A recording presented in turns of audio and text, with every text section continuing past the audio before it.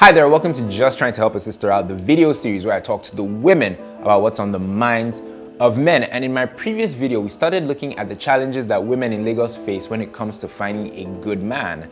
Now, I developed this list based on the feedback, comments, and questions that women asked at two singles events that I attended recently. Now, if you want to see that video, you can watch it by clicking the card in the corner of the screen, or you can find a link to it in the description box below. But for now, let's get into the concluding part and the remaining 4 challenges that women face when looking for love. Number 4, some men are generally dishonest. A lot of women are of the opinion that most men are generally dishonest. Now, in the previous video, I talked about how some men are dishonest about their sexual orientation, but here I'm talking more about the more common things that men tend to lie about.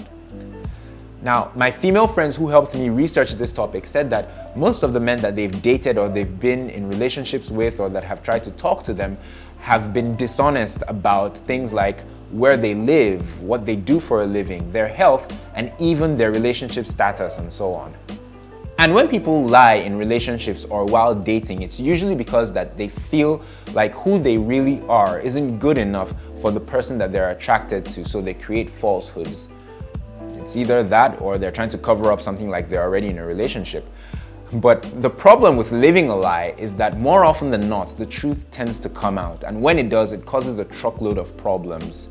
And truth be told, life, marriage, relationships, dating, all that good stuff is all so much better and smoother when you can find someone that accepts you for your truths and who you really are. Number 3, some guys are time wasters. Now, time wasters are guys who show women a lot of attention, but only at intervals. They never seem to want to take things further.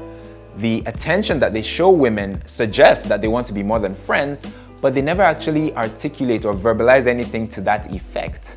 And another thing I'm told that time wasters do a lot is that one week they can be calling you and IMing you and hanging out with you like crazy, but then for like the next 3 weeks, you don't hear from the guy. He goes completely silent.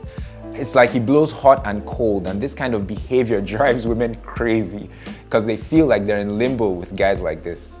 Now, I may do an entirely separate video on this particular topic, but for now, I'll say that when a man exhibits this type of behavior, it's usually because he's still trying to gather information on the woman. He's interested, all right, but he doesn't have enough information to decide if he wants to be exclusive with her, and it may feel like he's stringing her along. Now, it's not exactly fair on the woman, but the truth is that's how men process information sometimes. Number 2, some men have no vision. Now, a man with a vision isn't just attractive to women, it's also very important because a woman wants to know what drives her man and where he's going so that she can align her vision with his and vice versa. And having a vision shows that a man has a broad, long-term perspective or view on the things that are important to him. But unfortunately, the ladies say that most of the men you find these days, while they may look the part and they may talk a big game, they can't necessarily seem to articulate what the vision for their life is. And this is very, very frustrating for many women because in most cases, the issue of vision seems to be the final piece in the puzzle as to whether or not a woman will decide to commit to a guy or not. And the number 1 challenge that women face when finding a good man these days is that some men are intimidated by a woman's success. The most common issue raised by the women in the audience at both singles meetings I attended was that a lot of men can't seem to be able to handle a woman's aspirations and they feel intimidated by a woman's success. Today, a lot of young women are liberated and empowered and they aspire to some of the highest offices within their organizations and within society and so on, and rightly so, because they see other women across the world breaking glass ceilings and doing major things. But unfortunately, they say that men, particularly in Nigeria, can't seem to be able to handle a woman's success. They feel threatened by her goals and her aspirations and the success she achieves in her career, basically. The lady said that the men feel like if a woman should set and attain big career goals, it will affect her role as a wife or as a homemaker, and that the increased paycheck will lead her to disrespect the husband at home. Now, while these assumptions which are largely made by men, are usually exaggerated, they're not entirely unfounded, because for one thing, men have, particularly African men, have really big egos.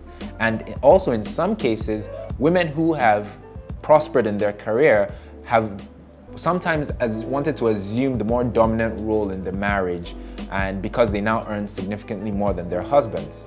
I don't think young men should be hung up about a woman's success, but instead they should learn to embrace the changes in labor dynamics and the benefits that could come from a combined domestic income.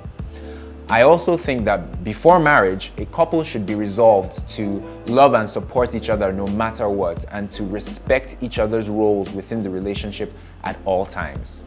Well, that's it, people. Thank you so much for watching. I hope the guys who watched this took down some notes, because ultimately the solutions to the problems that the women stated at these 2 singles meetings will come from us guys. So we need to take the right steps and do the right thing.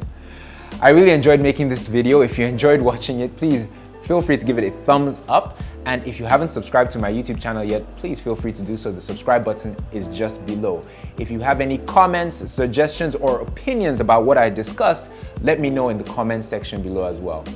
And finally, if you didn't catch the first part of this video, you can click on the link in the description box below or on the card in the top corner of this video to watch it. Thank you so much for watching, guys. This has been awesome, and I will see you in the next one. Take care. Oh yeah, before I go, I want to say a quick thank you to my friends who helped me out with this video. Anike, Anu, Mawe, and Chidebere. You girls are the greatest. Thanks, guys.